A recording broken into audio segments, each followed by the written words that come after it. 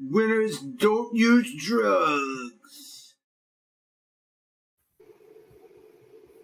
What's up, everybody? Time for another movie discussion. Beyond the Mat. I wanted to do this as a bit of a tribute to Terry Funk, one of my all-time favorites watching wrestling.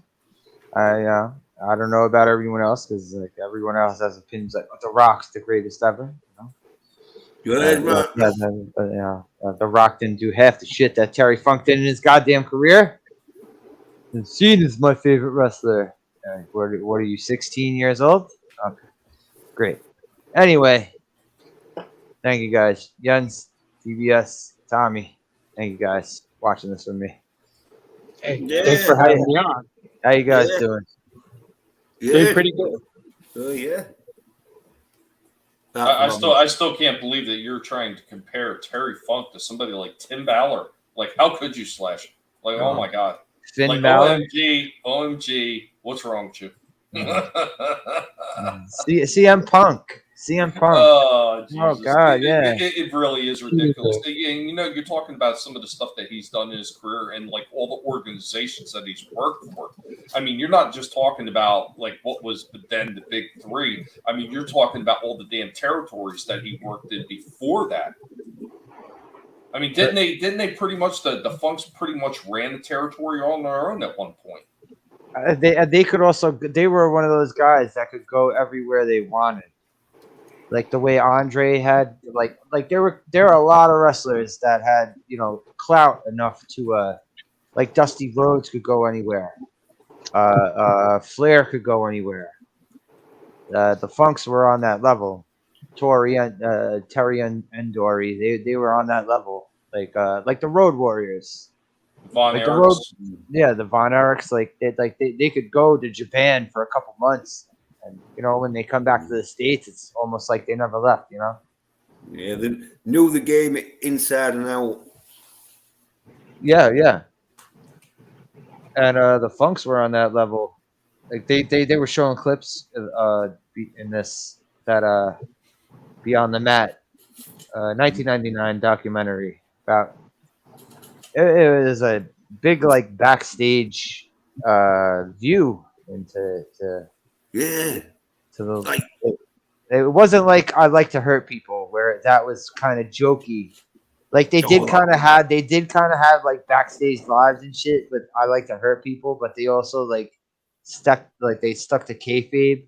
Like they didn't want to. Yeah, they had a plot line going on, didn't they? Yeah, they tried, where this, as you say, it's a documentary film where they try and show you the sort of like backstage sort of and not just the backstage, but like the lives, like the fit. Yeah, like they were going heavily into like the family.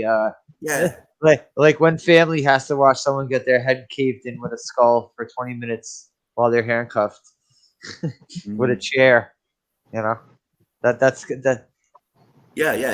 It was showing the sort of backstage life of the wrestlers and the sort of preparation and what goes into with the management and that. Yeah, and this was kind of like Dark Side of the Ring before Dark Side of the Ring. Yeah. It was well, I would say kind of showing backstage. It's not really though. They're just giving you small glimpses. Small glimpses, but they're still showing it though. You know. Yeah. You know that they put on a bit of performance for this because they knew the guys were there with the cameras. Okay, gonna skip a little forward into this documentary when I say that. I'm talking about the when the Rock handcuffs Mick Foley and starts caving his head in with the chair. Why else? Why other than for dramatic effect would Mick Foley tell them to sit in the audience and watch that? That was fucking so stupid. I do believe that was.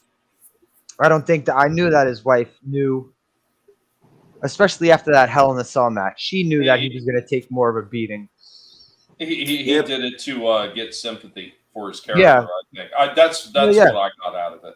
yeah, the Foley stuff seemed like the Terry Funk stuff seemed genuine. Oh, I don't know yeah. about the Foley stuff. Well, I think, yeah, with the Foley one, it was a case of maybe because Terry Funk, at this stage of his career, he could tell him to piss off. Where Yeah. Mick Foley knew if you do what the production team want you to do by getting your family in that front row whilst The Rock smashing you 3 or 4 times with a chair, then Well, like we'll give you like fucking. also, some Vince publicity. McMahon had a huge grudge after this movie. He didn't want to show the commercials for Beyond the Mat on episodes of Raw. I guess because he was on so much of it, then they painted him in a bad light. You know what I'm saying? I guess because of the Foley thing. But yeah, they even put a tagline on one of the posters. It's like, it's the movie Vince McMahon doesn't want you to see. So he had tried to he was Well, not wanting to advertise this at all. yeah, well, it was sort of like backstage, and as like Tommy pointed out, it wasn't going. You didn't see Hulk Hogan fucking taking his vitamins, fucking. Oh yeah, no one was shooting up roids in this. Yeah. I mean, we do get drug abuse in this though, not on camera, but we talk to someone. Oh yeah. There is that. As I say, like it was sort of like a backstage sort of like look on what the wrestlers have to go through and how it's managed and that. But yeah, the try to obviously not go too deep into like most things where they have like Yeah, they weren't going to talk about like anybody beating their wives or anything. Oh, the Jake the Snake stuff gets pretty dark though. The Jake the Snake stuff, like everything he's saying is a fucking downer, and almost every single fucking scene. Yeah, pretty much every single scene with Jake the Snake in this is a fucking downer. Yeah, you know what? That woman didn't get beat. She got exactly what she asked for, and I stomped a mud hole in her ass and walked it dry. And Mongo McMichael stacked me for it later on. Yeah, she got a snake bite. Oh, have you seen what Mongo is like now? Oh, poor Mongo McMichael. He's like on his deathbed. He looks terrible. I feel fucking horrible for that guy, the way he looks now. Yeah, I was saying about Jake the Snake though. What I like when we was kids and that, I was like, and we was watching Jake the Snake. We didn't know his tragic backstory and oh yeah, we just thought it was some dude who liked snakes and wrestling. Yeah, and who like the DD people and then put a snake on them. Yeah.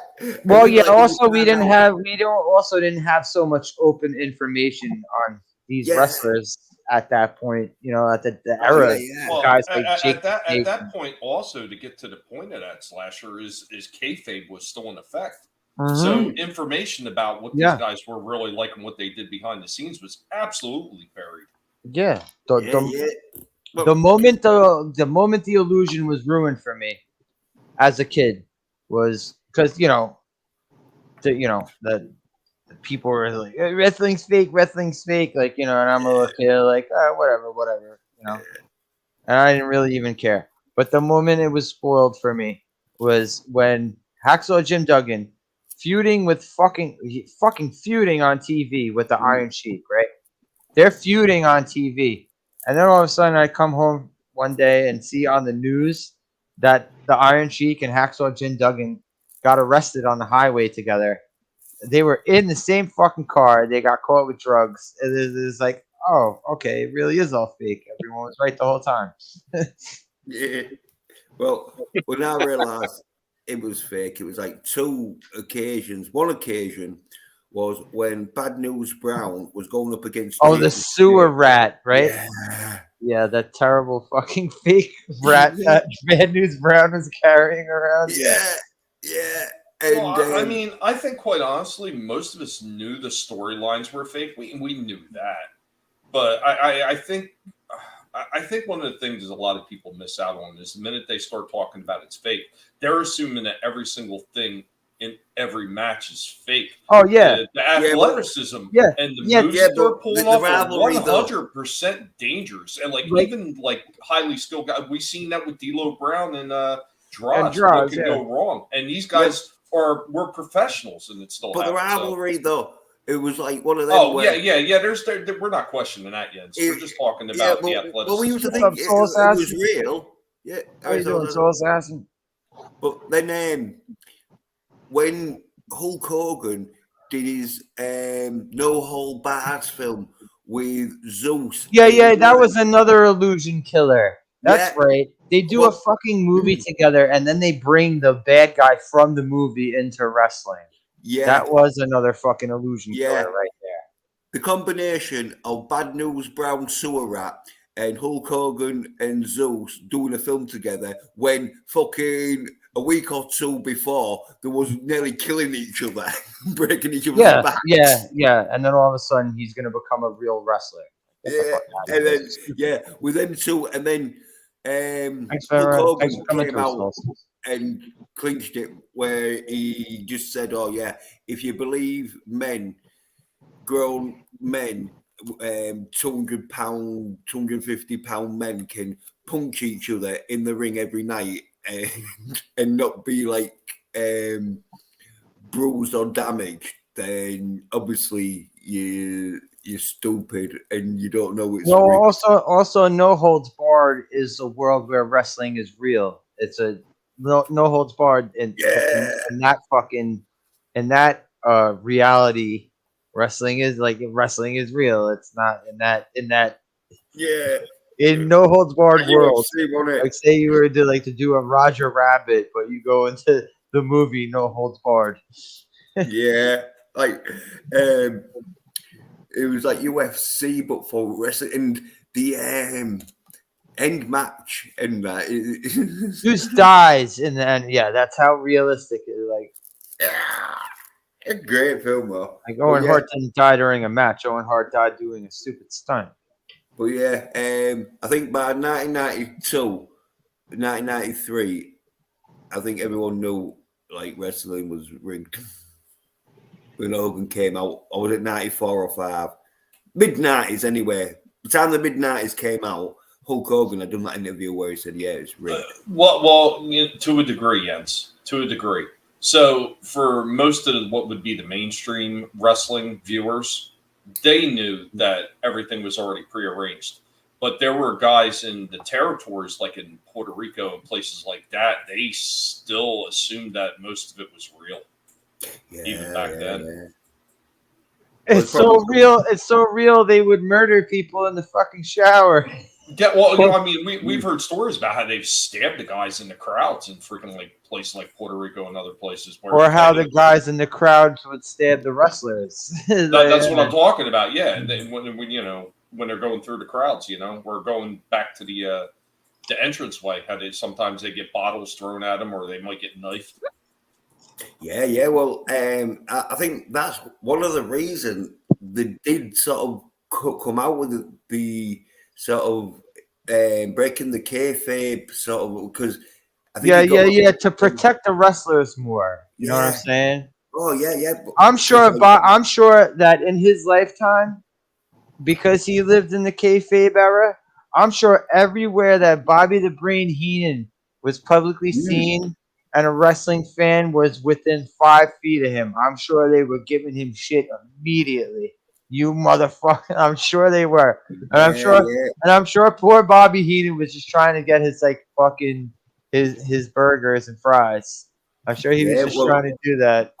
Well, the villains, heels, and that had a sort of pact together where they knew they were going to be, and so they all go around together. And they had, you would have to separate the faces from. If you were the fucking company owner. This wasn't the Twitter era and the Instagram era. You can't have say, I'll go. Yeah, I'll go. If Hogan and Macho Man were feuding during the fucking 80s and Twitter existed, now you would see pictures of Macho Man and Hogan hanging out in the back before their match, where they brutally attack each other. for fucking 30 minutes.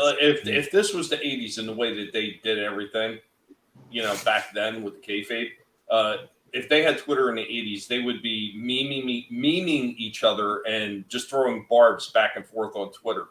Or taking workout pictures of themselves and taking selfies of themselves in the mirror. I used to believe wrestling was real until when WWF became WWE, and then they relaxed on the kayfabe. So it's like, okay, and then they kept saying entertainment. Like, oh, well, these motherfuckers are fake. Wow, that's way later. That's way later. Yeah, that was about 15 years ago. Yeah. So even as like real, even like in your 30s, even like your 30s, like obviously, obviously DBS missed the interview with Hogan. I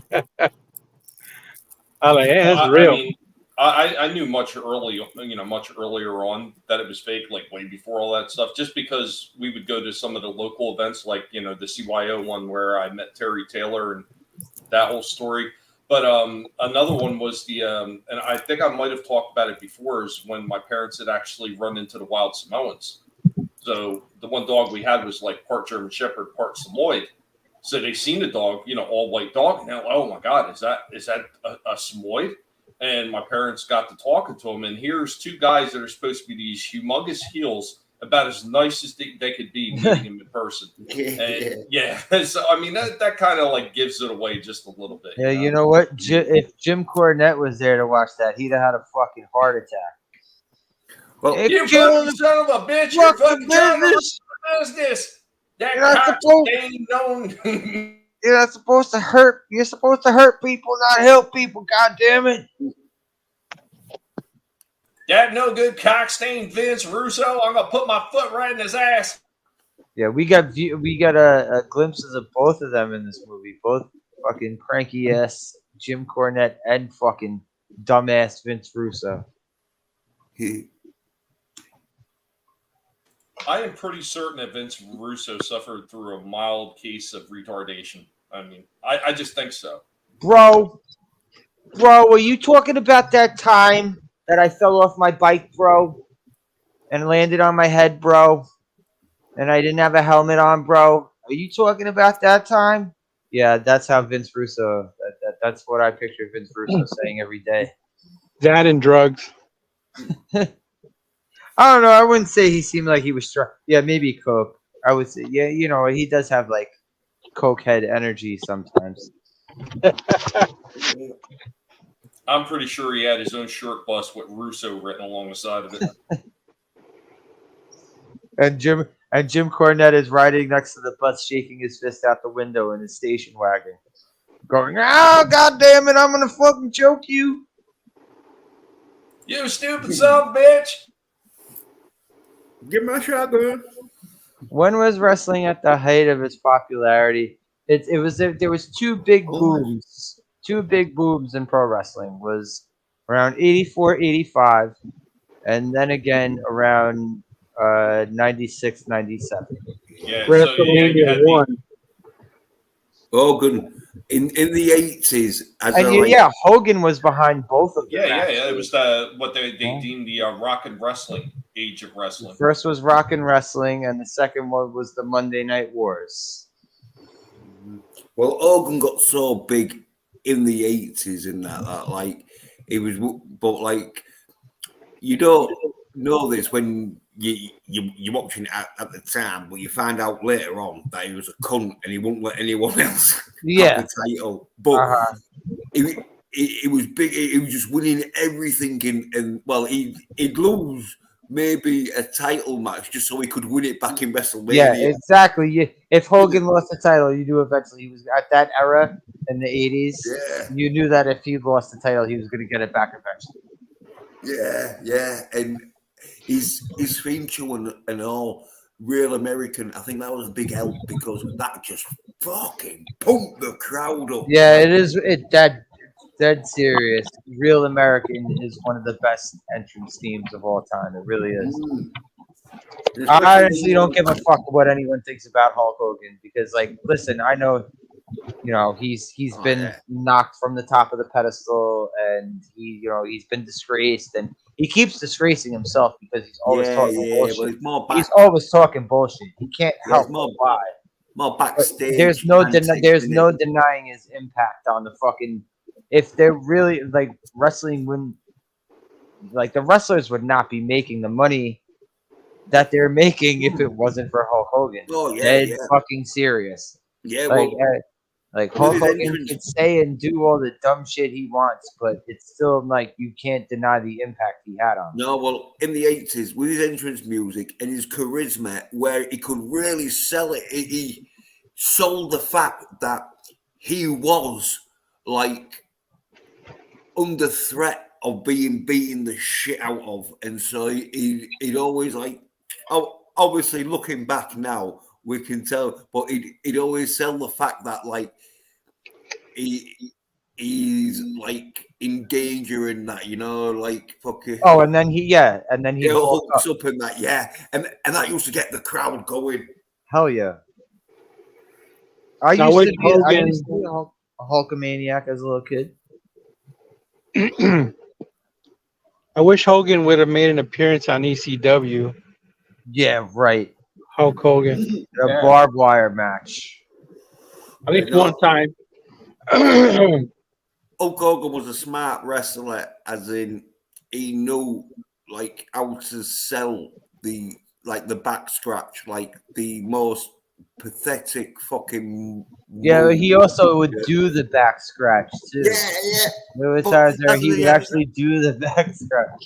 Yeah, but it's able to sell like really shit moves, and he's where he used to like. But Hogan was actually a good wrestler though, because there's stuff of him in Japan. There's stuff of him in Japan where he wrestles completely different from everything I've seen of him in America. Oh right. I would say he's in the WWE. He wasn't a great wrestler, but he could sell the shit and his trademark hand sort of wave to, and then the ear thing. The ear cup and the flexing, the flexing to the crowd. Yeah. Oh, could sell it, but like he was like inspired by, was it Gorgeous George? Was it or something gorgeous? Well, Superstar Billy Graham. That was it. Who was like a copy of Gorgeous George. Like Gorgeous George was the first flamboyant, like outlandish pro wrestling character, because everyone would just put on a pair of tights and have their name, like their real name or whatever. Gorgeous George is the guy who kind of invented gimmicks. You know what I'm saying? Oh yeah. Well, the old-fashioned wrestling was the British style, like we watched, where it would be sort of held like a sporting event where there'd be sort of, but then obviously characters were in there, like who was that fucking guy that had that he would do that stupid thing? Oh man, he would curl up into a ball and then leave his hand out for the wrestler to grab his hand, and the wrestler would grab his hand, and then he'd like roll him up into some sort of move. There was one of what are those guys called? Catch wrestlers, whatever the fuck they are. I don't know. Yes, because it was a lot of what you would call like Olympic wrestling style, where they look. There was like, obviously you'd have like your clothes. What up, Nelson? How you doing? Yeah, Nelson. The most masculine actor on the planet is Turkish oil wrestling. Yeah. Well, with Turkish oil wrestling, you do have to have a good grip because there's slip all over. But talk about British wrestling though. One of the things that threw me onto the idea of rigged wrestling was Big Daddy, and as like the American viewers will know Giant Haystack who wrestled, but Big Daddy was like Giant Haystack sort of thing, a big dude. Yeah, we had there were two guys that I remember that were pretty much the same. One was Giant Haystacks, the other one was Haystacks Calhoun. They were almost the same. Yeah. Well, Big Daddy was sort of like the big show of the British sort of wrestling, where he was a big dude and he'd win everything, and his wrestling style was he'd just belly bounce people, and they like they was flying all over, right? And one match, he belly bounced. I've seen a couple of that guy's matches. I know what you're talking about. Yeah, so one match, he belly bounced about 5 people because they used to put him in tag teams, right? And so he belly bounced about 5 people, right? And because none of the wrestlers was going to get into the ring because they knew the ref ordered Big Daddy out of the ring so the other wrestlers could come in and wrestle. And that's when I thought, oh, hey, this is a bit dog shit. There's no way you're gonna order your best wrestler out of the ring. But obviously, it was staged, so fucking. There was also a lot of stupid shit that I saw as a kid, like watching wrestling. There was always this thing in tag team matches. There was always this thing in tag team matches that I noticed. Even as a little kid, I was like, the referee is always so concerned with the babyface team getting involved, like getting involved in the match, like illegally, right? But they never pay attention to what the fucking heel team is doing. Yeah. They'll let the heel team just do whatever the fuck they want, and they're busy trying to get the fucking other guy back in his corner. Yeah, and the heel team are cheating like fuck. Yeah, and you'll also hear the fucking mat blast over and over and over again. You'll hear the fucking person bouncing off the mat. The referee can't hear or feel the fucking mat like shaking like someone fell on it. How fucking stupid are these referees? And the crowd's trying to get the referee's attention. attention. The crowd's waving to the referee, pointing at the fucking Oh, well, one old granny, didn't she, one time? Because like the babyface was getting the shit beaten up by the heel and the ref wasn't doing shit, she came in and started like hitting the heel with an umbrella and that. I saw a lot of I seen a lot of shit like that. Fucking did you see that one where when Raven was doing a promo and he's like doing his promo where he's sitting in the corner of the ring, like he's sitting like but leaning on like the bottom turnbuckle. And talking about he has the mic in his hand. He's talking for a while, then all of a sudden he just gets dragged out of the ring immediately. Some dude from the audience jumped the rail and pulled him out by his hair.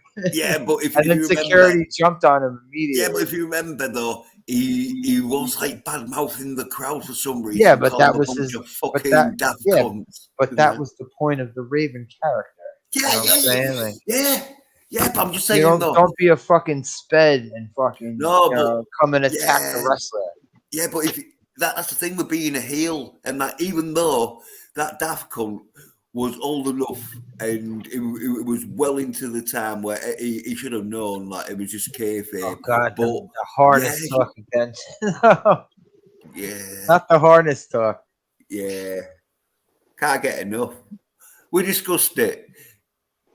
It's masculine as fuck, as long as it's not like pink and got like fucking female fucking characters on it, like Powerpuff Girls.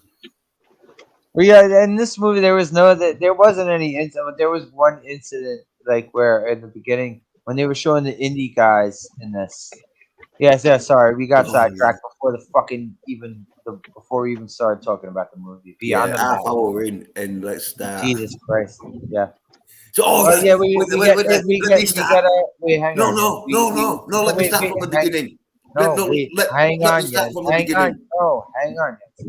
So, all right, like we're following kind of chunks of people's lives in this movie. Because we get some people that they talk to once, and we get some people that they talk to and then they talk to again later. All right, go ahead, Guns. Right. It starts off from the beginning. It starts off with like showing lots of like WWF and WC sort of clips and that of like ECW, matches and that. showing ECW matches. Yeah. And then you hear this dude who's like the commentator of the narrator, should I say, and commentator of this sort of like documentary where he's sort of like interviewing people where spoilers, he interviews his New Jack and it's like a 2 minute. Oh no, that's not the first thing. That's not the first thing. No, that's what I said. I'm skipping on, but I'm just saying this dude, he like interviews like wrestlers, but I noticed he like had about a 2 minute interview with New Jack, then sort of tried to fob him off onto these fucking. Okay, wait, but that scene with New Jack, remember when New Jack goes in for the line reading? Yeah. Remember when he says he set that up for New Jack? Yeah. Well, he said he set that up for New Jack. Probably he fucking like. You think New Jack held a knife to his throat? He was like, "Get me a job, motherfucker." Yeah. He just started like stabbing at under duress, you know, he 100% said that New Jack was like his favorite guy to talk to. Yeah, he did. Oh, say yeah, that. He was like, look, mofo, you ain't gonna tell me and tell everybody that I'm the best wrestler you ever met and talked to, or you gonna die right here tonight. Yeah, I was gonna say, like, if you're gonna do a documentary where you go, New Jack is a proper fucking psycho loony that I fucking never want to talk to in my life ever again. Crack is afraid to smoke New Jack's ashes. Yeah.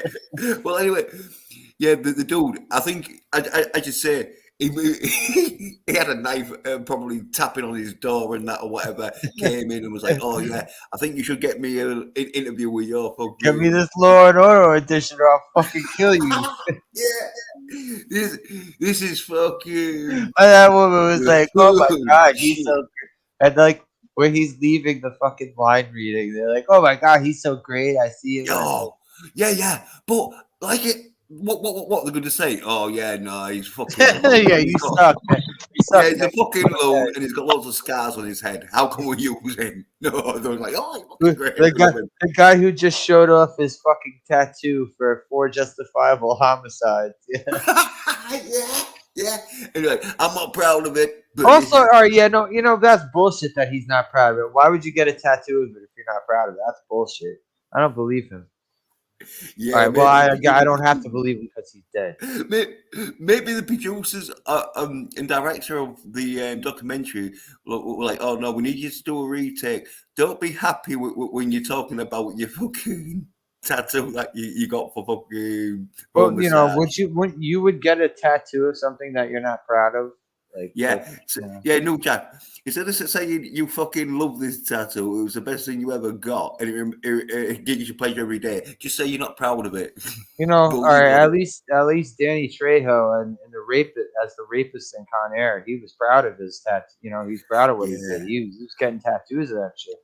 Yeah, he was proud of it.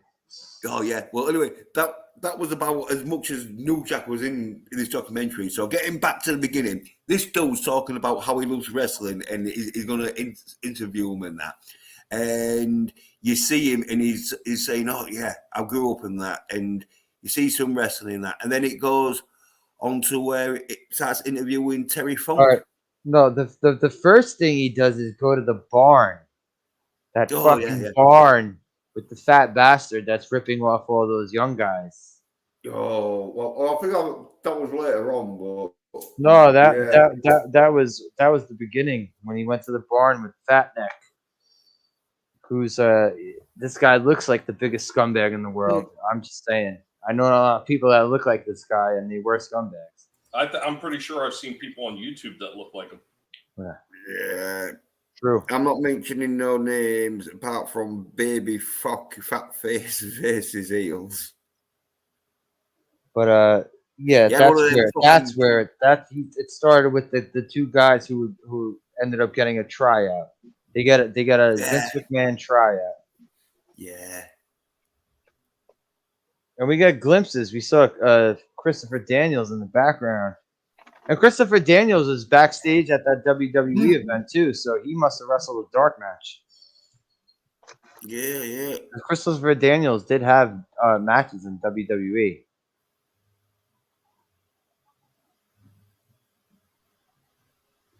You know who else had dark matches in the old WWF? Well, no, that would have been WWE before he moved on. Daniel Bryan. Daniel Bryan, AJ Styles. AJ Styles. Do you remember Low Key? Yep. Yeah. Right. That guy was in that guy Low Key.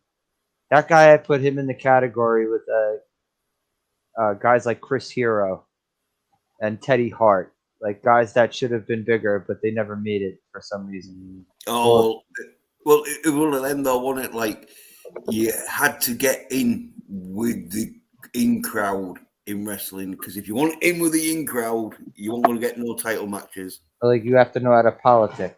Yeah. You gotta know. You gotta have backstage stroke, brother. Yeah. Well, Heartbreak Kid, fucking Shawn Michaels knew, like, if he was going to get a title match, he had to ask his Hulk Hogan and fucking what's his name? The other big dude who was in Punisher. Nelson. Banning Barbie talk. You ain't allowed to talk about Barbie on the show. No, but that is pretty much like what I would get. But apart from, if you like saw on me Twitter, I posted where I got a bargain with some cast iron plates, 10k. I got two of them for 20 quid. How you doing, Shifty? Yeah, I know about Teddy Hart's stupid attitude. I'm just saying, like, if he didn't have a fucking stupid attitude, he would have been a big star. Yeah. I still don't know about that Chris Hero, though. I don't know what the fuck happened to that guy. Because Chris Hero... Did you ever hear this dude, Jens? Chris Hero? No. He was an indie guy. No. I might have seen it, but like names, I like sometimes, like, especially when the wrestlers have got about 3 or 4 different names. That's true. If they move from company to company, Yeah, can get a bit like, I might have seen him, because I have like watched a lot, but like not knowing it was him. But Tommy, you remember Chris Hero, right? He was in Ring of Honor for a bit. Like he was all over the indies for a bit. I seem to recall the name. I don't really remember him. Nothing must have stood out to me about him. He ended up going to fucking NXT and became Cassius Ohno. It's like you just automatically killed this guy's fucking, like, giving him such a stupid name. Yeah. The politics on it, sort of thing, as you say, like sometimes, like they'll give you a stupid name just to get rid of you or something and that, and like CM Punk. Yeah, CM Punk. He was one of them wrestlers who he had all the talent and that. He had the charisma, but he couldn't fucking play the politics with Vince. And so, yeah, he's got fucking kicked out. I really, really, like, the more CM Punk bullshit comes out, the more I can't fucking stand it. I don't know. I mean, if you want me to be on... Oh, I'm sorry, DBS. Go ahead. No, I'm saying I'm with you, Slasher. Fuck CM Punk. No. I was going to say I never found him to be that good of a wrespler. To be. He was okay. I would give him an okay. No, we had the Christmas serviceable. I would give him a serviceable. He ain't spectacular. Hey, DBS, are you fucking a fucking squirrel? What? Are you fucking a squirrel? Cause no. Yeah, there's some weird chirping feedback. Yeah. Crickets. Cricket chirping? Hold on. Let me put mute. Wait. Yeah, China's Royal Rumble in-ring gangbang form was epic. Yeah, China's in this for 5 seconds. All right, you know what? New Jack has way more screen time than China does. China has like fucking like 45 seconds of coverage in this. New Jack at least had like 5 minutes. Yeah, but China's a woman, ain't she? And they realised she wasn't all that good at wrestling, probably. Like Chris Jericho said, she was the worst wrestler he'd ever wrestled. Yeah, she injured him, apparently, and he was pissed off. Shifty. Yeah, Chris Hero, AKA Cassius Ono. Yeah, he became a big fat fuck. Like he was still wearing his like Speedo, and people in the crowd yeah. people in the crowd made fun of him more and more, like Oh, through the yeah. years. Like kayfabe dude was getting that stage where And it's yeah, like, yeah, no, Nelson. I know CM Punk is another one of these fucking hardcore lefties. That's another fucking turn off. Like, yeah, fucking well, staring no, at this yeah, guy. but, yeah, I'm not saying he's fucking great off camera and that, but on camera in the ring, he fucking could deliver. It was just He he was couldn't better play on the mic politics. than he was on the ring. I'll say that much. Yeah. Well, that is like one of the things where if you're good on the mic, you can get away with not being that good in the ring, as long as you are fucking good in the ring. You don't have to be fucking great though, but you got to be good. Like fucking CM Punk, he was good in the ring and good on the mic, and he could have gone fucking big, but he couldn't play politics because he wanted to do stuff that they was like, no, you'll do what we tell you to do, and he didn't like it. Yeah, but he wasn't the only guy to do shit like that. You know, Yeah, there were a yeah. lot But of there were other I'm just people. saying, no, he had the talent, and The he best could thing have about CM gone Punk is this far. old lady, AJ Lee, with hot. You know what? AJ Lee was I thought there were way hotter girls than her.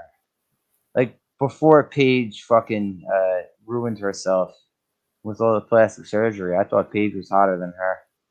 But then you see Paige was a fucking cum dumpster. Fucking, it's all this fucking all these sex tapes, released of her like shoving a dildo in her own ass and her getting gang Oh yeah, banged, it's disgusting. her getting Yeah. she's getting gang banged by Oh, her well, boyfriend at the time, who was a fucking wrestler. yeah. Where's this at? Because I'll report it. Give me the like web address, and I'll fucking. all right. Oh, When we're done streaming, sure. yeah, I'll right. stop. Yeah. For research purposes. Yeah, Okay. well, yeah. I'm fucking doing this world a service by getting rid of disgusting fucking porn videos. Doing where your women research. fucking You just got to do your research. That's all. Yeah. Oh, well, I've got to definitely see if this is for real, because you might be just fucking wanting to. Oh, it's really real. It's definitely real. Right. Yeah. Well, I believe you, but I've still got to fucking make sure though, just in case. No problem. Like, yeah, you know. She had a movie too, even after that whole sex scandal. The fucking WWE gave her a fucking a biography. They fucking gave that what is it? Fighting with My Family, some shit like that. They made a movie about that girl who just had a sex tape released not too long. Yeah, there you go. Yet they didn't want to put China in the Hall of Fame because of her porn, her porn background. I've seen her. Oh, come on. No, go ahead, DBS. Oh no, I seen her porn. I seen a few of it. Not with the 1, 2, 3 kid, but her other stuff. Oh, I didn't know if you meant China or Paige. I didn't know. Well, I was going to say we know it had nothing to do with the porno. It had nothing to do with the porno. It had to do with the hatred that Stephanie. Yeah, Stephanie couldn't stand her ass because she was originally with freaking Paul, and then when she got Paul away from her, there was just that cat, the kitty cat animosity, as I like to call it, between females. Yeah, that's. Well, they did put her in the Hall of Fame with part of DX, though. They didn't put her in by herself. So snatch animosity. She probably didn't deserve to be in other wrestling skills. It was just because she was a woman and fucking. She was an attraction of the Attitude Era. Yeah, you can't deny that about China. Yeah, sure, she wasn't a great wrestler or blah blah blah. She looked like a man, blah blah blah. Yeah, but she was still one of the attractions of that. Like if you were in DX at that point, you were basically, they were going to give you T-shirts and plenty of merchandise if you were part of DX at that point. Yeah, just because you could bench like 100 pounds or whatever, it was like, oh yeah, we'll get her in. Even though I could probably bench as much as China. Yen's in the geeks. I saw China do anal as she was painted green like the She-Hulk. She was She-Hulk. Oh shit! Oh, and was it with dude Thor? Is Yes. this where they Yes. got the idea for the fucking Marvel for the fucking Disney Plus show? Yeah, that's where they got the idea. She took it, and her paint stayed on. Surprisingly, they even painted her the entrance part, the brown eye was painted green. Yeah, was it Triple H dressed up as Thor or someone else? No, it wasn't Triple H. Right.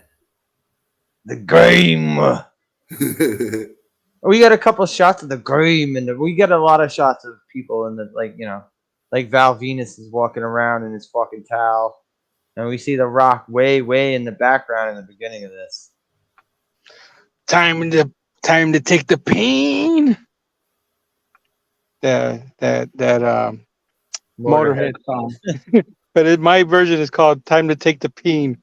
The only good thing about Triple H was his fucking entrance song, and he didn't even always have that Motorhead song. Oh, there was two or three, but he got Motorhead to do them though, and that's why they was good. They were done by Motorhead. But you know what? I got really confused there for a second. I thought you meant that was the only good thing about him because, it's time to take the peen. I thought Tommy was going to say, "Oh, his theme tune was the only thing good about him." I thought his manly chest was fucking quite fantastic. Oh God, are you really gonna talk about how fantastic Triple H's chest is? Hey, you look good though. You know what I mean? If I can look as good as that, like fucking yeah, you know what? Triple H was also one of those guys that doesn't know what the fuck leg day is, because Triple H always had like Brock Lesnar. Brock Lesnar looks like a real life character from Punch Out that you fight. The way the Punch Out characters have little tiny legs. They're like they were mostly fucking torso and arms. Yeah. But that's how Brock Lesnar looks. Next time you see Brock Lesnar in the ring. Yeah. There is a few of them dudes that miss the leg day. But all I'm saying though is Triple H though, he didn't get that so big that his legs looked ridiculously small. But he did look fucking good. He was one of them wrestlers who fucking made it look like he was some kind of fucking barbarian, because he went for that barbarian sort of like fucking King of Kings, where he was sat on the throne and the King of Kings, and that's when but that was much later on though. I mean, that's what I'm saying. He started with that almost like that biker look. Yeah. Oh yeah. Helmsley Harriet or whatever. Yeah, when he started, he had the gay boarding school character look. Yeah, that's what he had when he was Hunter Hearst Helmsley. Yeah, but I'm just saying though, he fucking did get that look. Like he knew Vince McMahon wanted his world champion to look like he works out. Like, is it Lovely Sherry or just another Sherry? Well, the first one is Sherry, and then Lovely Sherry. Yeah. I hope you don't have an imposter here. I hope there's not an imposter. No. Well, they were Sherry. I thought like Sherry, the Lovely Sherry. I just cut the Lovely out of it, but no, it must be another Sherry, and the Lovely Sherry. That's why probably the Lovely Sherry goes by the Lovely Sherry, because she is lovely, and thing is like from Sherry, unless she was going to dox herself and put her surname in. It's all good.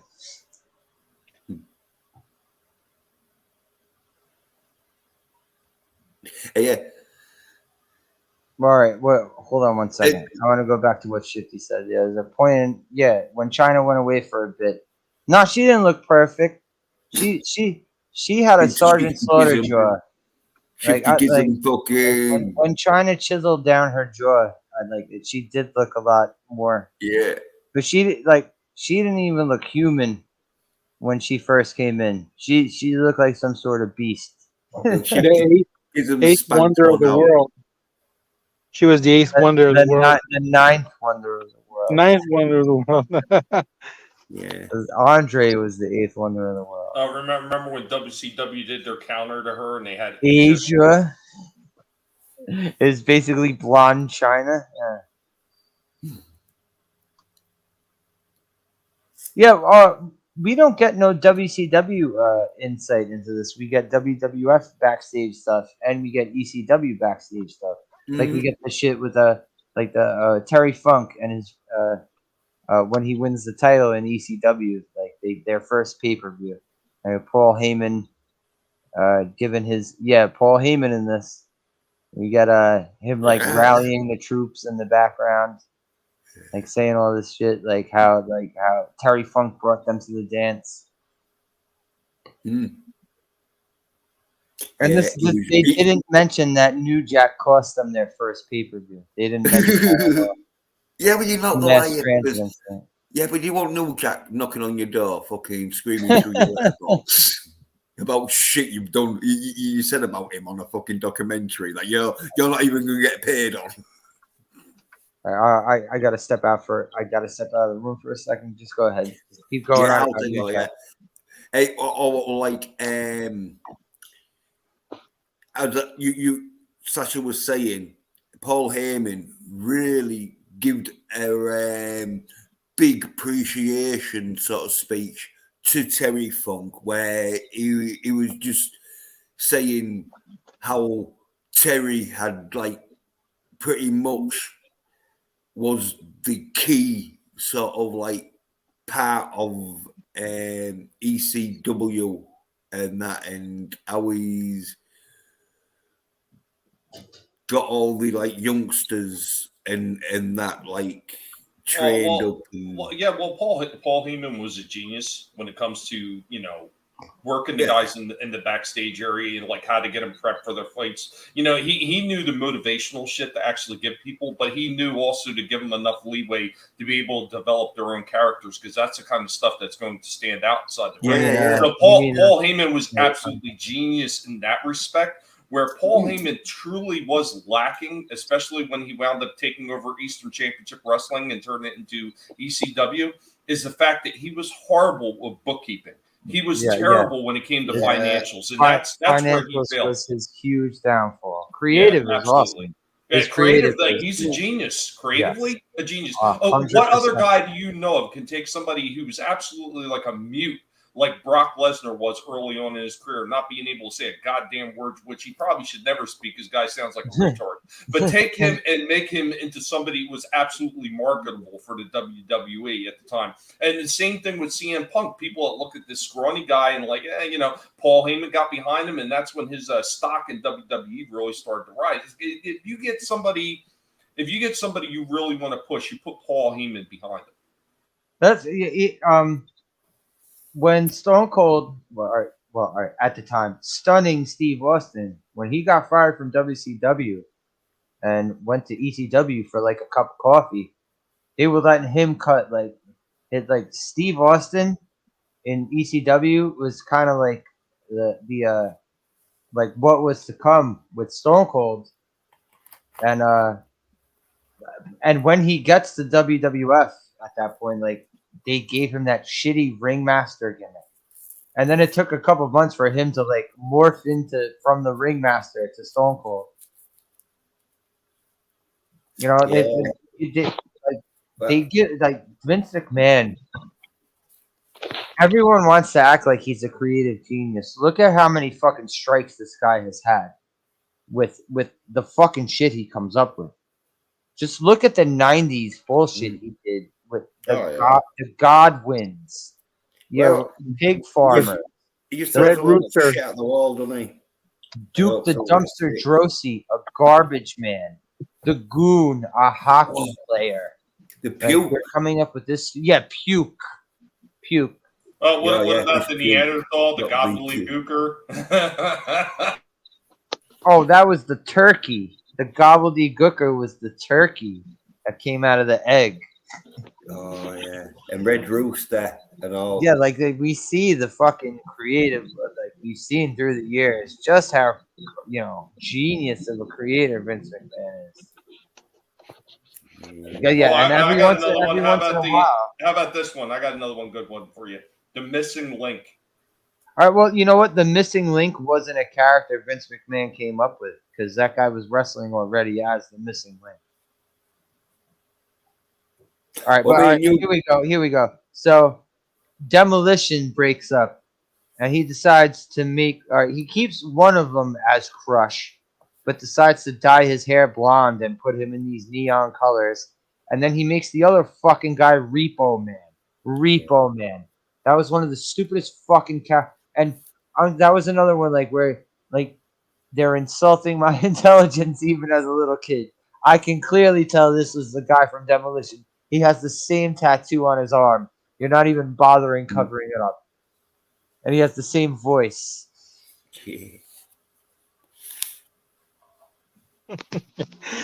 Repo Man, the hamburger. Yeah, he had a fucking hamburger mask. Yeah, like come on, Yeah, Vince. I heard about that. That Vince was Vince didn't like Terry Taylor and gave him that stupid fucking Red Rooster gimmick. But no, Repo Man was not amazing. He was not. He was the fucking hamburger. Yeah, I don't like that. That's when I switched the channel to WCW. Well, we also get the Red Rooster in this movie for 5 seconds as a backstage guy. Right, I didn't notice him without his red Mohican. Yeah. You know what? He's had stupider gimmicks. Well, not stupider, but as stupid gimmicks. After he left WWF, as you know, when he left after the Red Rooster era, he goes to WCW, and he becomes the computerized man of the '90s. And the woman who later on became Gold Dust's wife, you know, the one who used to smoke cigars with the big fake titties. Marlena. Yeah. She's his manager, and she has a laptop, and supposedly like she's typing in like outside the ring, and he can, and he gets insight as to the guy he's wrestling moves, like he gets an insight into the it was stupid. And he was Terrence Taylor. Yeah. Well, Vince McMahon did have a sort of like, well, we'll just try it, and if it doesn't happen, okay, and we'll just put another. We'll just a year later, we'll just try him in another gimmick. But we had the best gimmick fighter, where me and Sasha came up with the Overgiver. Where it's just a like evil, well, the good brother, should we say? To yeah, he shouldn't. If his name is Overgiver, he shouldn't be a bad guy. He's got to be like a man of the people. Yeah, he just gives too much and that. What's up, Parrothead? How you doing? Yeah, I know that. Yeah, before he was smashed in Demolition, he was a Russian. He was a Russian with an American accent named Crusher Khrushchev. Yeah, and then he was hole-in-one Barry Darso. Yeah, that guy had a shit ton of shitty gimmicks, just like Brutus Beefcake. And WCW gave Brutus Beefcake. They couldn't use the name Brutus Beefcake, so they gave him a whole fucking string of shitty gimmicks. Yeah. What's good, Parrothead? Yeah, all right. Later, Nelson. You prick bastard. Take it easy, Nelson. Yeah. Have a good night, Nelson.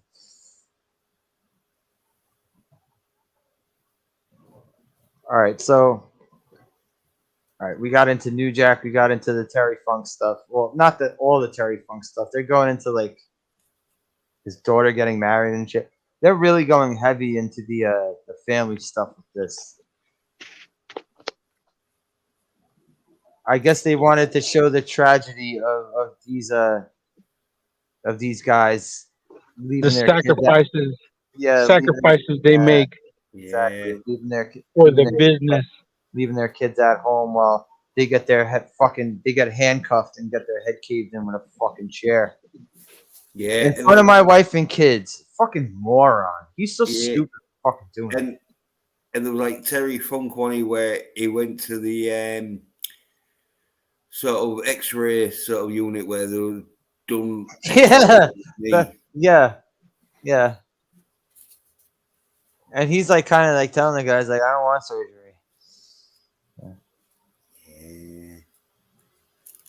And this is his last match, and this fucking right. This fucking guy, he didn't just go to WWF after this. He also went to fucking the dying days he was in the dying days of WCW at that point.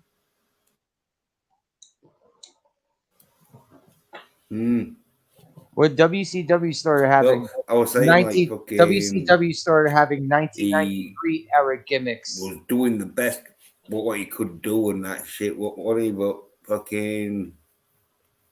Oh yeah, I'm sure he was fine with the Ted Turner money. I'm sure he was fine getting Ted Turner money.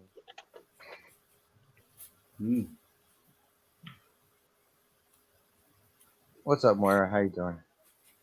Yeah, I'm alright. Hello. How's it going?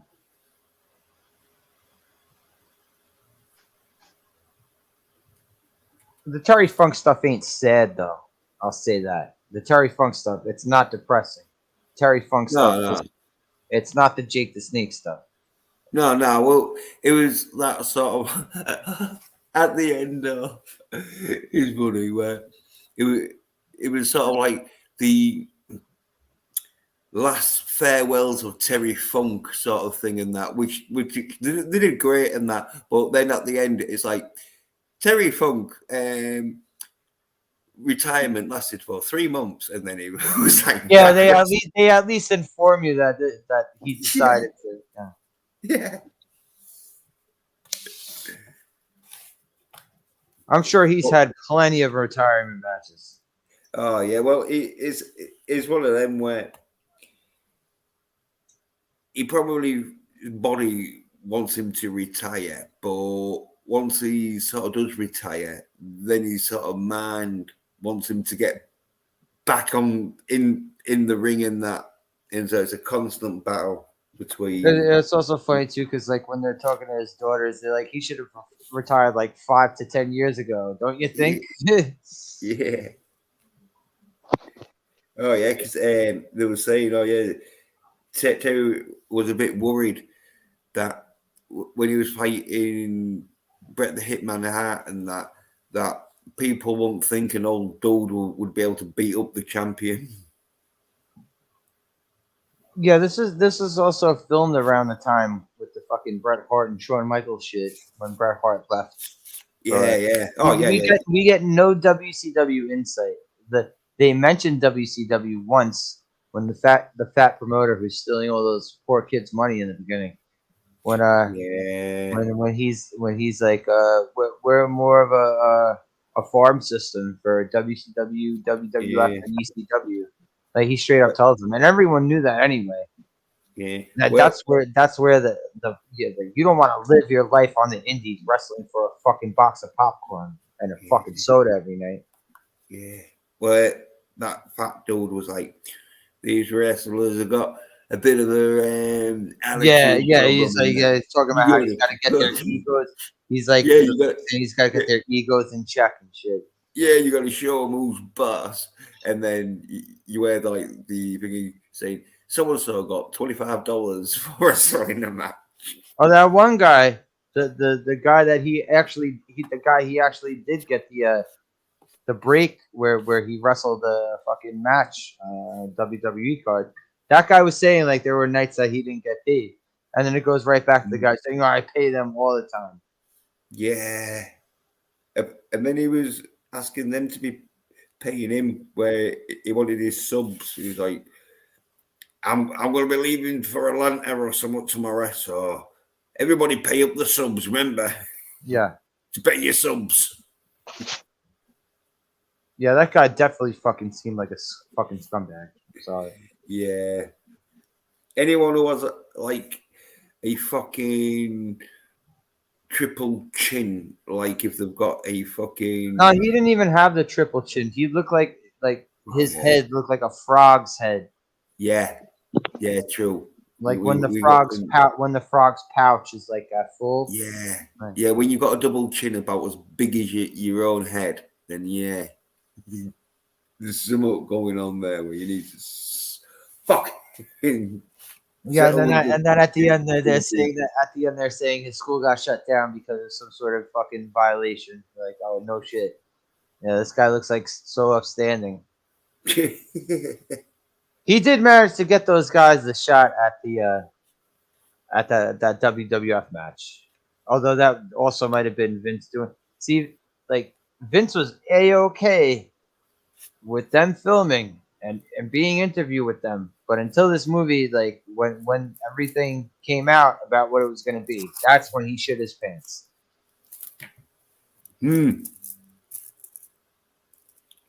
Well, Vince, he does overact a little bit with, but he hates anything. But he's one of them sort of like where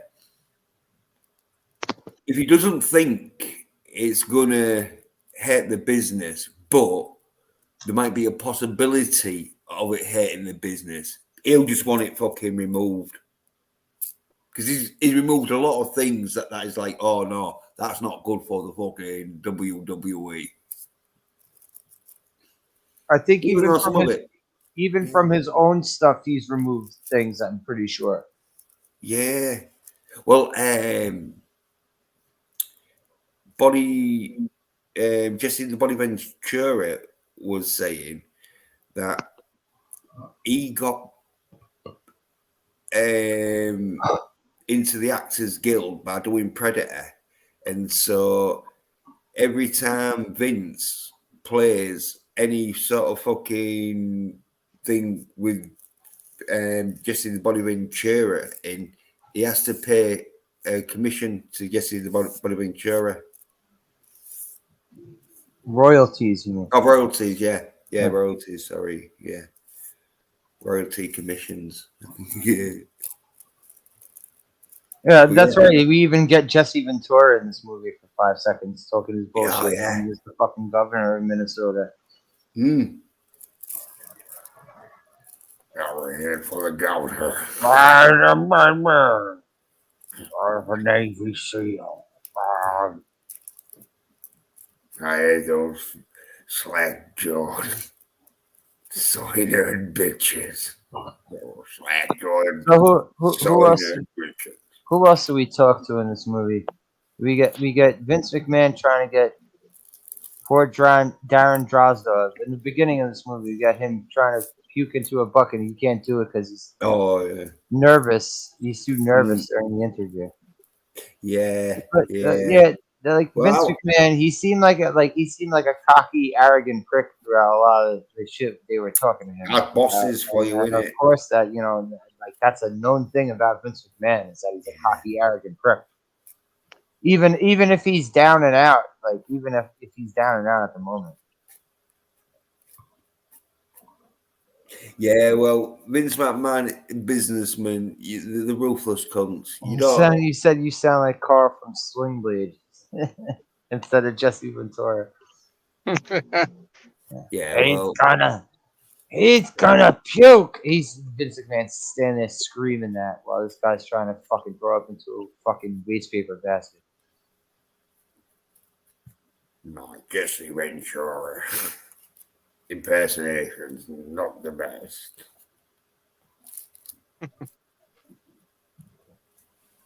I can't do no Jesse Ventura impression.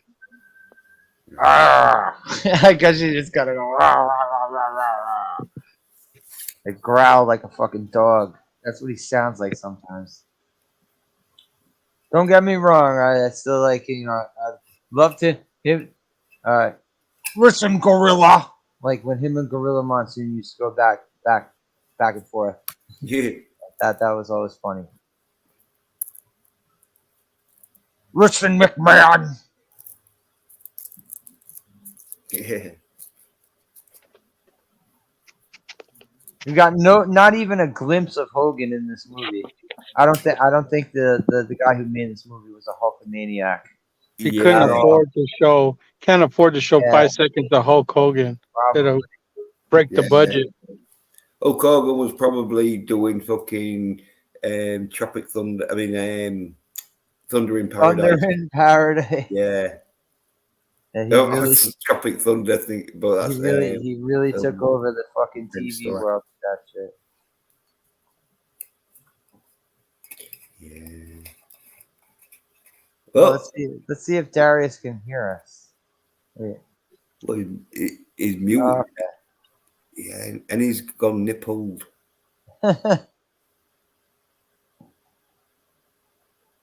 Okay. You Yeah. could you could pin Darius. I think he's still count. asleep. He might be still asleep. Okay.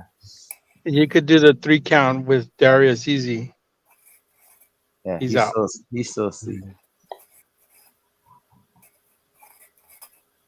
Yeah. All right. This is the really fucking this fucking guy. Like what is this guy thinking? The 50-year-old guy that is close friends with Terry Funk that doesn't want to go to his retirement match. Yeah, because he won't invited to wrestle on the card. And he's and then he's like on the trampoline with weights what in a his time. speedo. In his Yeah, speedo. like women's weights. And you It's can like- tell the women's weights because they're them ones where you don't even put any extra weight on it because they're designed for women. And he's like, they're. I never know when they're gonna call. I haven't had a match in like fucking 8 or 9 years. I never know when they're gonna call. Well, he looked like I was saying, and you agreed, a deluded daft cunt. And he's acting like a bitch too. He's not gonna show Yeah. up for Terry Funk's final match. Yeah. Not really final match, just because he's not. I'm not booked. I'm not booked. Yeah. Well, they let him wrestle. They let him referee it. Yeah, in the end, didn't they? Sort of thing, just to like shut him up. Probably Terry Funk was like, "Oh yeah, he's a good mate. He let me DDT him a few times." So we get that guy. Yeah. We get Puke. The fucking. You're gonna puke. He's gonna puke. It's just so bad. It's so. I guess Vince McMahon did look back at that and see like what a douchebag he looked like. Yeah, maybe that was a bit he just didn't like for the company. Him having a really shit. Because, as I say, if I'd been that dude, I'd have been like, no, I'd rather not be Puke. Can't I be something that like the women are gonna want to fucking have sex with? No, this guy actually, like they said that he was a Darren Drozdov. He was a football player before he was a wrestler, and this dude actually used to puke on the field. Yeah, but if he did know, like, yeah, fucking his gimmick was his puking ability, and so he knew, like, if he didn't go with the gimmick of the puke, that he wasn't going to be wrestling. But I was just saying, if I'd have been him, with my dignity, I'd have been like, no, can't I be a wrestler that women That's are going to the want thing, to though. take? You can't. This kind of shows that you can't have dignity and. No, all right, go. No, go. All right, no. But I'm saying, like, saying no is a big fucking no to Vince McMahon because I know. remember when Jake I know, the Snake, yeah, that's all right. I'm agreeing with you. I'm saying, like, when Jake the Snake is talking to his daughter, she's like, "You were never there for me," and he was like, "I had to wrestle 200 whatever amount of days." He said a year. Yeah. You know what I'm saying? Like, yeah, I know. Like, you have to fall in line if they give you something stupid, or else you're not going to be a part of the fucking card. Yeah. But Jake the Snake can't do drugs at home, but he could do it on the road. Yeah, well, I'm saying I'd refuse the puke gimmick, and then obviously Vince McMahon would have been like, "Well, I'm not going to let you wrestle," so I'd have had to have walked out. Where Puke, I think he did get a contract, but hey, What? I think a lot of people would think that. I think a lot of people would think that, though, Jens. But here's the thing: I'd have been like more self-dignified and wanted a more sort of Yes. I think a lot of people would say that, but I think when they get in that position where they're going to get hired by a big company, they would probably throw those type of those type of feelings right out the window, because once you get your foot in it, see, that's the big thing for a lot of these guys. They know once they get into a big federation like that, they can pretty much go almost anywhere at that point, as long as they don't screw up really badly when they do get the gig. As long as they perform fairly well, they know once they get their foot in the door, they can go anywhere from there if things don't work out in that company. I think a lot of people would eat their pride and take a bad gimmick. I mean, shit. Yeah. Did you think Mick Foley wanted to come in as Mankind with like that face mask and everything? He most definitely did not want to do that, but he did it just so he can get his foot in the door. He wanted to just stay Cactus Jack. I know there's a lot of people who will, like, for the job, will lower their standards. But I'm just saying though. Well, that's a huge thing. I will not with Puke. Dude, let me tell you, Duke the Dumpster Drozy is all I gotta fucking say. The dude was a garbage man. He wrestled there for years as Duke the Dumpster Drozy. Can you imagine if Duke the Dumpster Drozy had fucking main evented a WrestleMania at that point? Vince McMahon would not still be around. You know why? Vince McMahon would have fucking shot himself in the head after he saw that he put Duke the fucking Dumpster. When Bob Holly, before he got all roided up and he was the size of fucking X-Pac.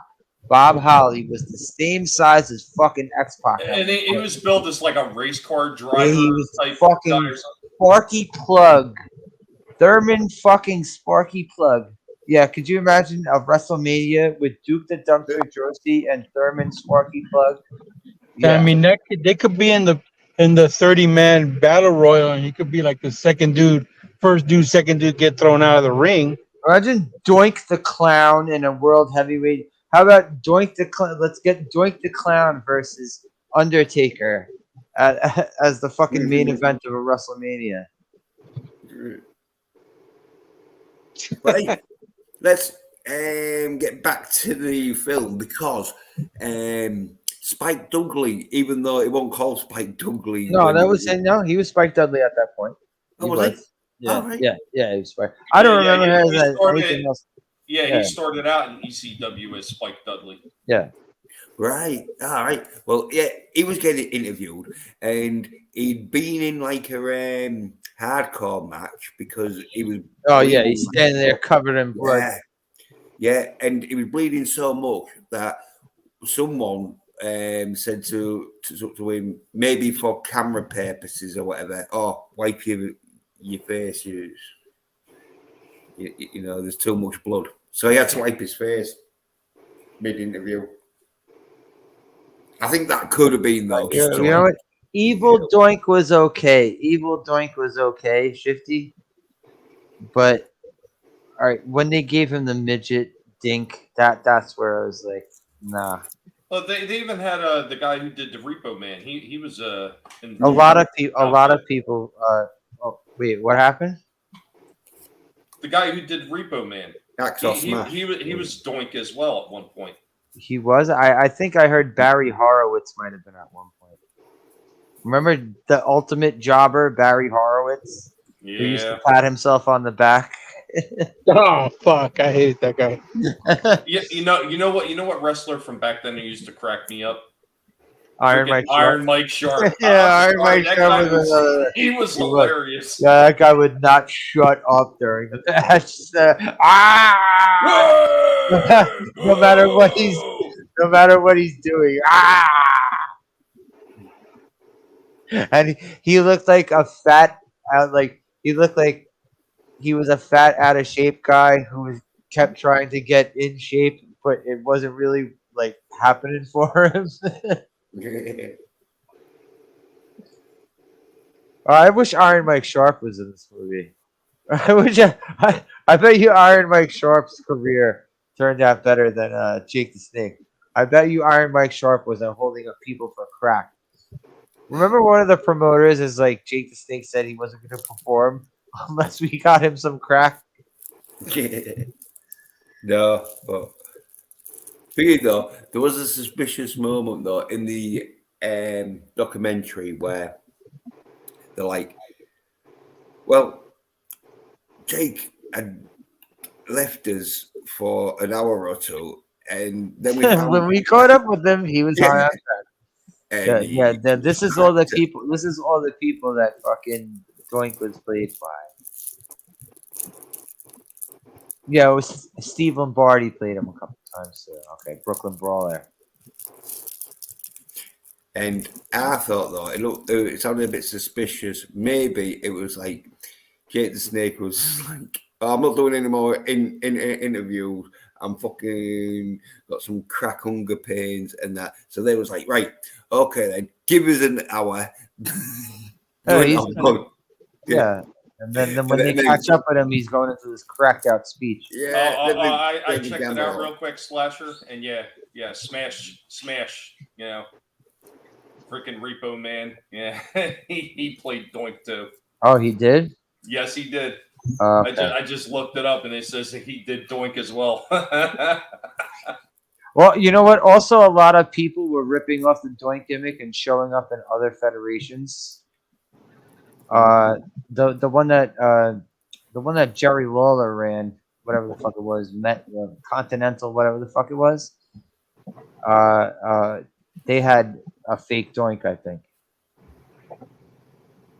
So I don't know if Doink is even owned by Vince McMahon,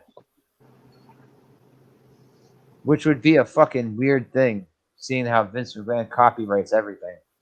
Well, I think he even did figures at Doink too, didn't he? Yeah, he did plenty of figures. He had Doink in video games. The WrestleMania arcade game. Did you ever see that one? The WrestleMania arcade game where it was made by Midway, so it's kind of like if NBA Jam was a wrestling game. Yeah, when Doink hits the guy in the head with a mallet. Like, Yeah, I remember that. So I saw that. yeah, when Bam Bam Bigelow does a headbutt, his head is on fire. They do crazy shit like that. Like you could knock hams out of Yokozuna. Like if you hit Yokozuna hard enough, fish and ham comes flying out of him. See, Yokozuna was another like gimmick around that time, but that was actually a good gimmick. I thought they actually kind of hit it out of the park with that one. No, it was just fine. Big fat sumo guy who crushes people. That's cool. With his ass and all. Yep. Plus, he was a much better wrestler than some of like when they brought in fucking Giant Gonzalez. God damn, that guy was awful. Nails. I would go so far to say that freaking Giant Gonzalez was actually worse than the Great Khali. Anyone remember Nails? Nails was Big Boss Man's enemy, right? With the orange jumpsuit, yes. Yeah, Nails. Hey, he wasn't there that long. And he talked like this. Every time he did an interview, they had like a fucking dub over his voice. Shit, what was that other guy? The one that was kind of like a precursor to the Bray Wyatt character. Oh, that was Dangerous Danny Spivey when he was Waylon Mercy. Yes, Waylon Mercy. But that was also Dangerous Danny Spivey. He was part of the Skyscrapers with him and Sid Vicious back in the day. Before Mean Mark, because Sid Vicious got injured, and that's when they brought in Undertaker, when he was just Mean Mark Callis. With the heart punch. And yeah, he used to do the rope walk, but he would do it with an elbow instead of the wrist lock and hitting the back. Yeah, he was always a good. He was a good fucking wrestler, always actually. But they slowed him down as Undertaker. Understandable, you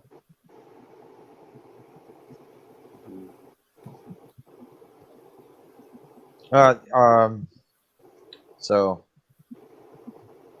that guy decides to put the fucking, to put his feelings aside, and then Terry Funk says he's gonna retire. Yeah, with his match against Mankind, or one Mankind. Bret Hart. Oh, was it? I thought it was Cactus Jack, but no, yeah. No, they show because that event, that Terry Funk retirement event, they said it was wrestlers from ECW and WWF.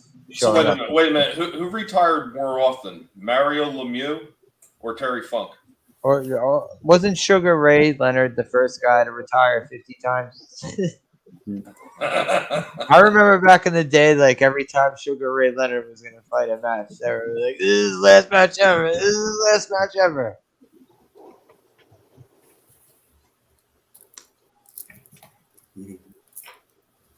He still went on a little bit, so that was cool. And he lived a lot longer of a life than a lot of some of these other wrestlers do. Did he outlive his brother? I'm pretty sure he did, didn't he? He outlived Dory, didn't he? I thought Dory was still alive. For some reason, I thought that he had outlived Dory. I don't know. I might be mistaken. Let me see.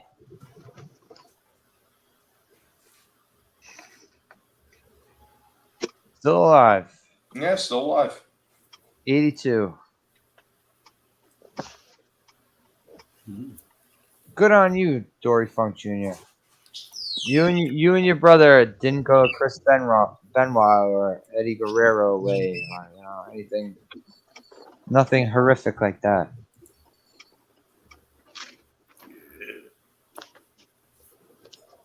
Well, that was one of them sort of like crazy moments and that. I'm also glad we did get a single glimpse of Chris Benoit in this movie.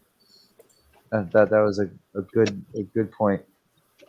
Maybe it's better they stayed away from WCW at this point. Yeah, right. Toothless aggression. No toothless aggression with murderous rage. Hello, how you doing?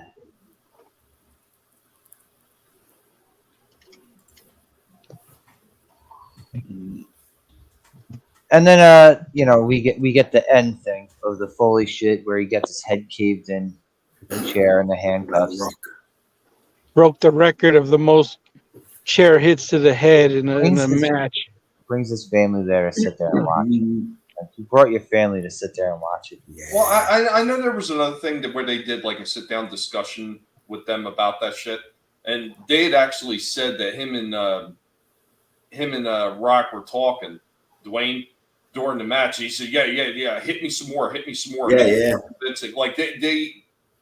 So when he tried to play it off like, "Oh yeah, he went a little bit wild," no, they were talking, and he was encouraging to hit him more.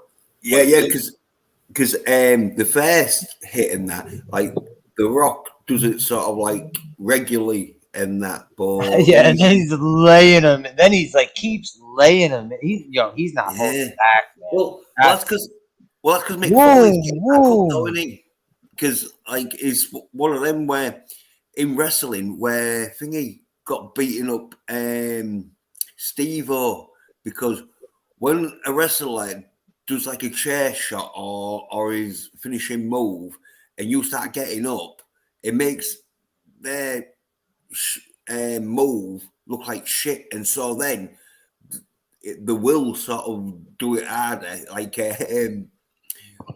or was it or just elbowed Steve-O in the head. Umaga. Oh yeah, Umaga. Yeah.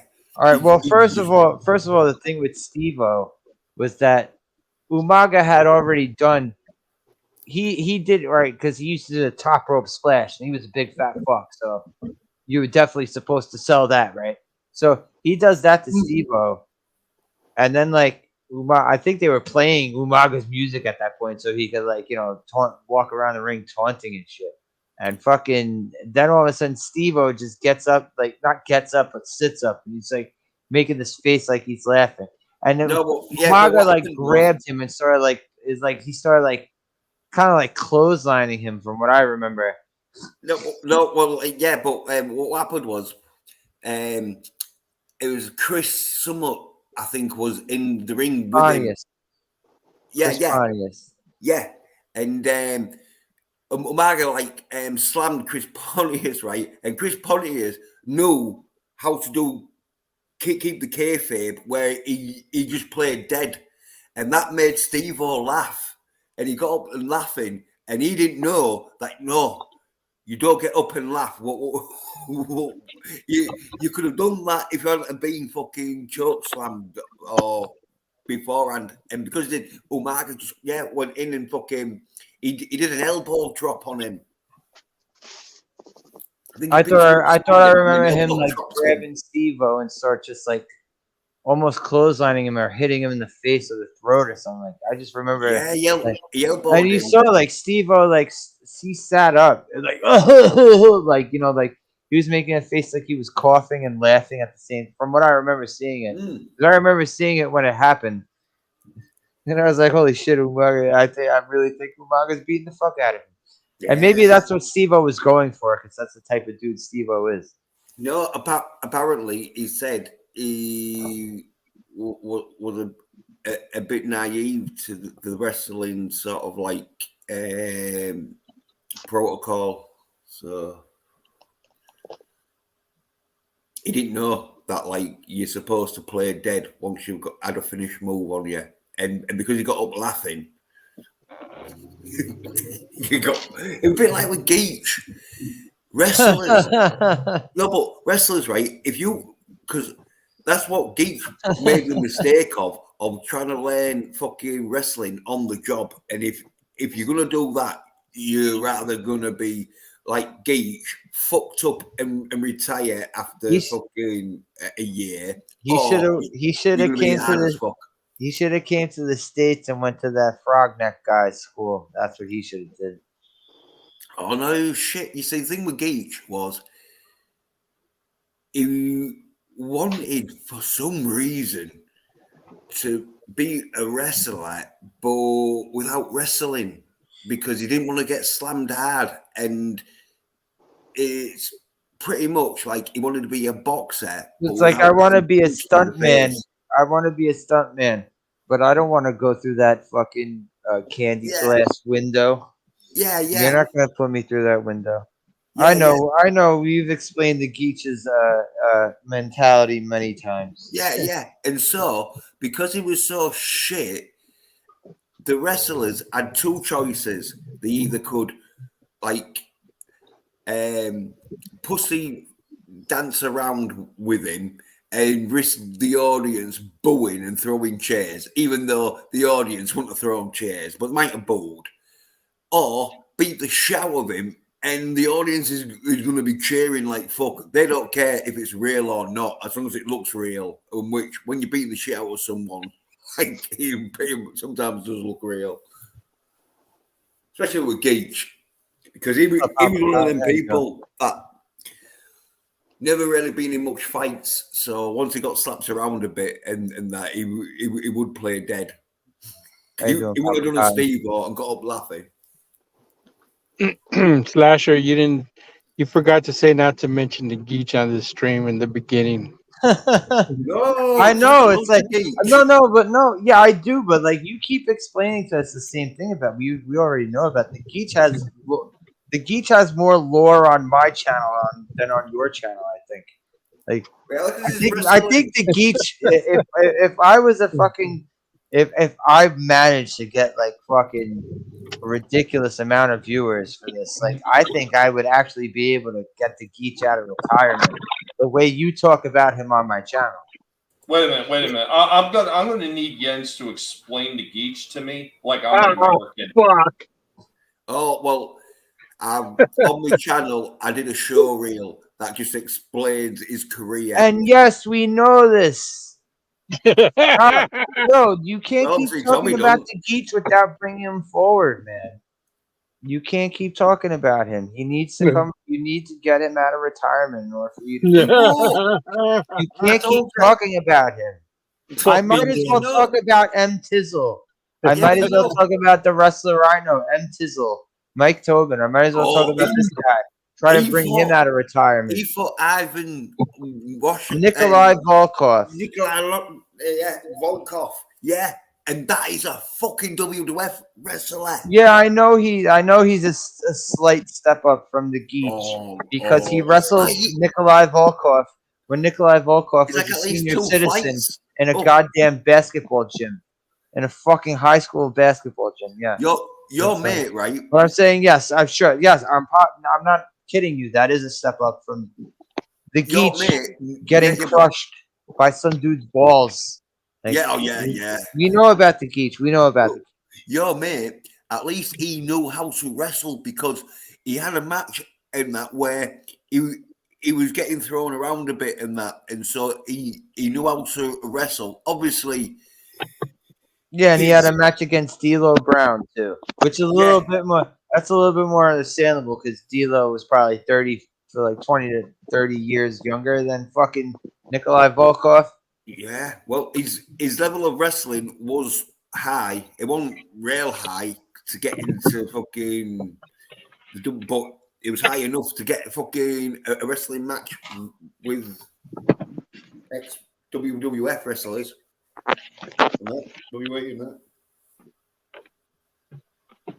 I think Papa Cotton is going through his playlist.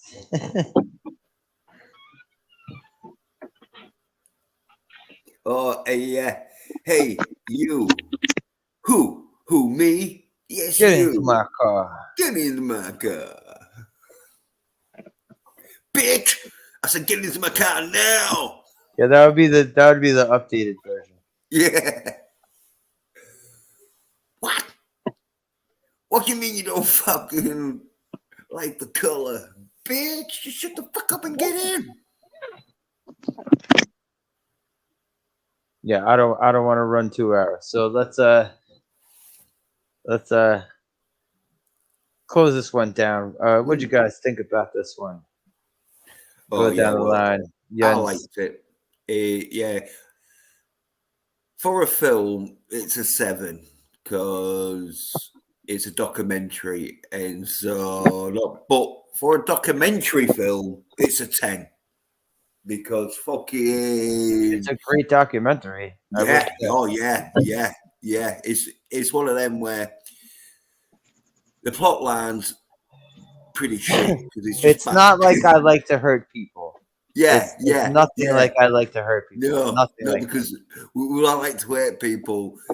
It was really fucking selling. Goofy. It was goofy as shit. Yeah, really set the impact on the fucking or the Iron Sheik being a fucking crazy cunt. Where this the Sheik, just the Sheik. The Sheik, yeah. But yeah, a good fucking 10 out of 10 for like, especially like with me, who fucking loves wrestling and that. I was seeing like loads of fucking wrestlers that, like, looking back, the fucking are like fucking household names and that nowadays. Well, in the wrestling business anyway, sort of thing. So yeah. 10 out of 10 for a film documentary, 7 out of 10 for a film if you like, you thinking. All right, you don't have to give it 2 different reasons. Yeah. You know what? You are a soy bitch. And I can't believe I let you represent me, you cunt. This thing had no masculine action in it. There was no explosions, and you're sitting there like some kind of bird wiping the water away from your eyes. There was explosions. Female documentary. There was explosions because when oh, that wasn't an explosion. That was minor. When Mick Foley went on the speaker. Yeah, that was when the box room. Yeah, that was. Yeah, so I was masculine as fuck. You're a soy nerd. Come on, fuck. I'm the one that fucking calls the soy-head bitches out because I'm buying weights. And if you didn't see on my Twitter account, I posted the magnificent fucking bargain I got where I bought Okay, two man. I 22 don't want to Rays run for this 20 stream quid. 2 hours, bro. I don't want to run this stream 2 hours. Fucking Daytona. Shut the fuck up. It's down. Where we have golden back there. DBS. Okay. What'd you think of this? Well, Beyond the Mat. Back then, before Dark Side of the Ring, it was a 9. But now that Dark Side of the Ring came out, now it goes down to a 7. Oh, because there wasn't enough info. Yeah. There was, yeah. But So no, you- at the time it was a 9 because it was great because we didn't get a documentary like that before. Nah. We got realism. We got good stuff. Insight. So yeah, no, let's give it a 9. So Yun 7 No, and DBS 9. 10. Well, Okay, it's 7 for a film, but because if So then I have to go by your film score, which would be a 7. Fucking yes. yeah, but that's because there was because it was a documentary. Documentary. You were just making this way more difficult than it needs to be. That's Just put it right into the middle and just say 8. There you go. Boom. He gives it an 8. No. You know what? Yuns, yes, I'm giving your score an 8. Your overall score, though, your overall score, since you're going to have this complication where we have to categorize your thing into 2 scores. Well, 10. I'm going to give you an 8. Well, I'll give it a 10 then, because if I'm going to class documentary films in the same category as films, I'll give it a 10. Build the fucking bridge and cross it already. I know, man. This dude is really hard to fucking negotiate with. Yeah, you're terrible. I would never want you as a fucking as a lawyer. Documentaries get a 7, even if they're a great documentary like this was. This was actually in the movie theater, though, right? They actually put this. I saw this movie for the first time in the theater. Yeah. Well, I know, it's one of them where, if you had fucking Die Hard, The Running Man. You're so complicated. For someone who's so masculine, you're so high maintenance. Well, no, I'm high maintenance when it comes to masculine action. Jesus. But this did have masculine action in it, and so yeah, it definitely deserves a 10 because the high maintenance. Can you rename this stream "The Days of Our Yens"? The high maintenance barbarian. It's like the barbarian doesn't want to eat the baby today. Oh.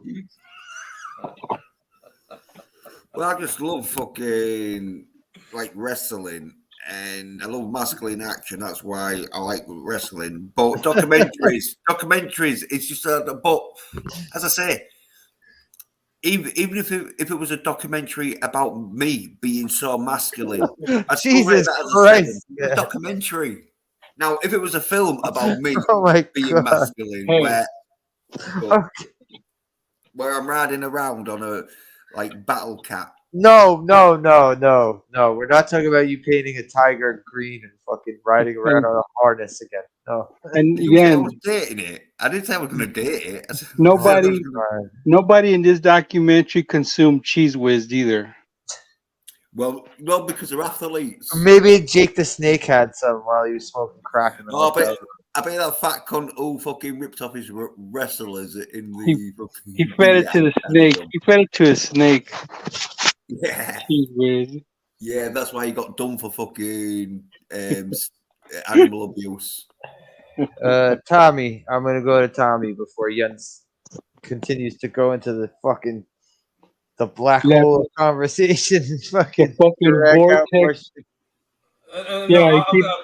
I'm gonna pretty much just say it simply and as quick as I can, and pretty much everything that DBS says is just spot on. when this thing first came out, this was like our first kind of glimpse behind the scenes, and it rated a lot higher back then. I remember watching this thing multiple times, especially when it came on free TV, through whether it was like the regular TV or through the cable channels. And I would watch this one constantly because at the time, this was our first real glimpse kind of behind the scenes. And then as you get on in years and you find out about some of these other real documentaries that come out, that this thing is a little bit Hollywooded. It is not 100% accurate. So I would definitely give this thing about a 7 in that aspect, because we know now that a lot of this stuff wasn't really truly a documentary, and some of it was hammed up for the camera because they knew they were putting it in a theater.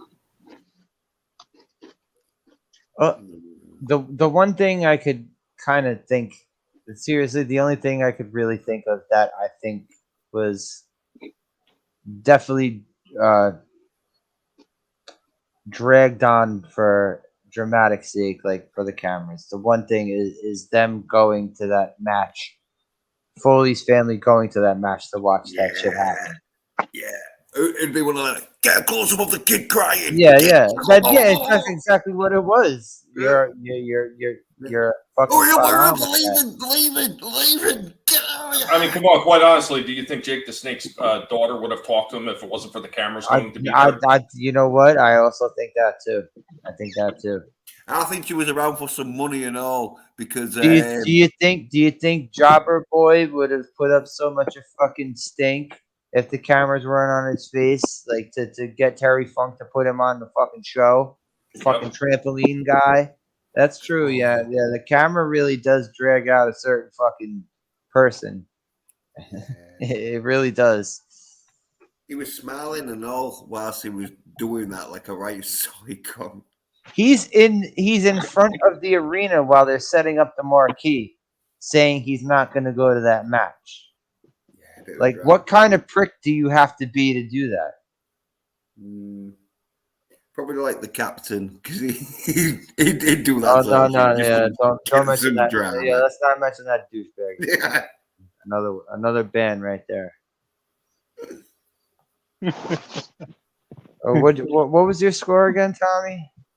No, I said 7.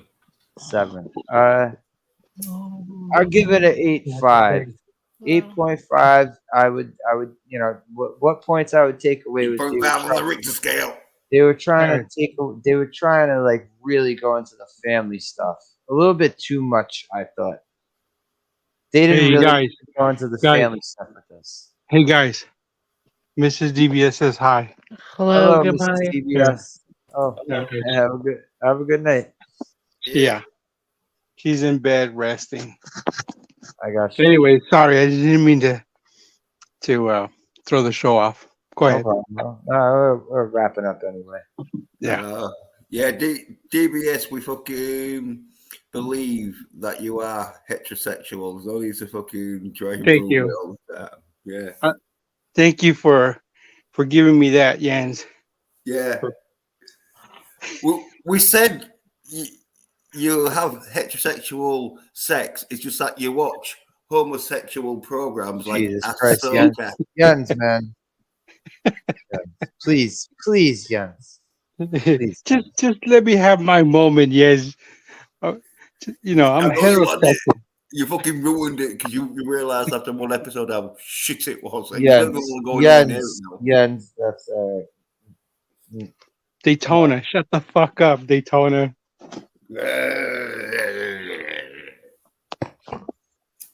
But yeah, I would say, like, other than the family stuff in this, like, they didn't need to do that shit with Mick Foley's wife and his kids and bring them there. And the funny thing is, like, you see before The Rock caves his head in with the fucking chair, that Foley's like standing there in the back with his kids, and The Rock's like, "Oh, hey," like leaning down to his kids. Oh, well, that. And then the next thing you know, he's beating his fucking head in with, like, that was a little fucked up, you know? Yeah, but that's like, they didn't need to bring the family shit into it. Yeah, I think they gave Mick Foley another grand. Like, here's another grand. Have your family in the audience for the reaction for another $1,000. Like, okay. Well, The Rock, though, to be fair to him, he knew like he was going to be beating up their Yeah, dad. I know. I'm just saying it's kind of like, Yeah, especially having it caught on camera of The Rock, like, Yeah, hey, how you get through it? I don't know. Yeah, but can you imagine if you hadn't done that, and then kids like grew up believing like in kayfabe, and so the Rock was beating the shit out of the dad, and so they planned some fucking like beat. I know. I'm just saying it's stupid for the kids to be there, is what I'm saying. Well, Stupid. yeah, but I'm just saying though, that's why the Rock made sure he like was like, hey kids, I'm real nice. I'm just gonna look like I'm beating your dad up, even though I'm gonna hit him with that chair really hard because he got up like and wanted me to hit him really hard. Those kids are still dramatized to this day, even though they're full-grown adults. Yeah, well, Mick Foley's kids, though, innit? You know, that's what happens. Just give them some cheese whiz and they'll be Yeah, okay. Mick Foley should have even had kids. Tommy had to go. Thanks for coming through, Tommy. Appreciate it. Tommy and the Guinea Pig Collective. Fucking awesome guy. Mm-hmm. Love having him on. Love talking to him. Awesome guy. Yeah, awesome. But yeah, we're gonna wind this one down. Yeah. Well, I had my stream yesterday and did all right. And that had some topics about piss eggs and like autopilot planes and that shit. And I've got me Twitter account at 278 Pedersen, and I should be doing another stream next Tuesday. Thanks for hanging out, man. Oh yeah, well thanks for having. And yeah, if you can see the Terry Funk figure, that is an awesome Terry Funk figure. I like that. Yeah. Well, apparently that is the figure, as you can see from the film. Like his costume and all that shit. Anyway. I also see it's got like Japanese like graffiti writing on it. Those Japanese wrestling figures ain't cheap. Yeah, but you see, it says beyond. Oh, okay. I thought that was. Oh, okay. I thought this blue. I thought this blue text up here was in these two letters. I thought were like fucking Japanese letters. Yeah. I think it's done like that, but I think it says beyond the map. But I don't know. But anyway, it does. It does. I see it now. Yeah. Yeah, man. Yo. I'll be streaming Friday, 8 p.m. Pacific Standard Time. Probably on Mr. Record channel. I don't know if I'll do it on DBS channel. Well, we'll see. I gotta find something to talk about. I might have Tim Possible on, maybe. And I'll ban Daytona. If you come on, Slasher, I'll kick Daytona out. I promise. I'm not going to be that way. Oh. What about no. What about me, DBS? If I come on, are you going to ban him, or are you just going to chuck him in the back when I tell you to? No, you deal with Daytona. You and him could go back and forth. But with Slasher, I'll clear everybody out for Slasher. Do a Slasher. He's that important. Yeah, on the tier, the Slasher is above you guys in the tier. So. Oh fuck you off, stream man. I don't want to be that way. Yeah. I'm not going to be that way. But you guys are all welcome to come. Yeah, I know. You're just like Jens. You two maniacs decide to put your fucking StreamYard link in the live chat, and I learned my lesson a while ago doing that shit. I don't have a Testify to come on and try to ruin my stream, so that's another name let's not mention anymore. Oh, sorry. That's all right. Yeah. It says I want to go through my stream without mentioning any fucking douchebag, past, present, or future. Yes. But yeah, so Papa Cotton, Stink Whistle, Shifty Gizm, Moira, Parrothead, Nelson, Lovely Sherry, and Sherry, who might be the same person. And of course, Tommy, who was here. Soul Assassin. Thank you, guys. I don't know if I should do a movie this Saturday or not. I don't know. Putting today's movie was kind of a bit of a disaster anyway, but I don't know. Tom's got Terry Funk in. Yeah, I know, but he doesn't have much screen time in it, so it's not. This was my Terry Funk. This was my Terry Funk tribute anyway. So R.I.P. Terry Funk. You always have my respect. You got the respect of everybody else, and everyone else who's a pro wrestling fan or who is a pro wrestler or a fucking promoter. No one ever had a bad thing to say. All these shoot interviews you see where everyone has negative things to say about these people who passed. Terry Funk is not one of them. So much respect, Terry Funk. Yeah. R.I.P. Later, everybody. Yep. Later.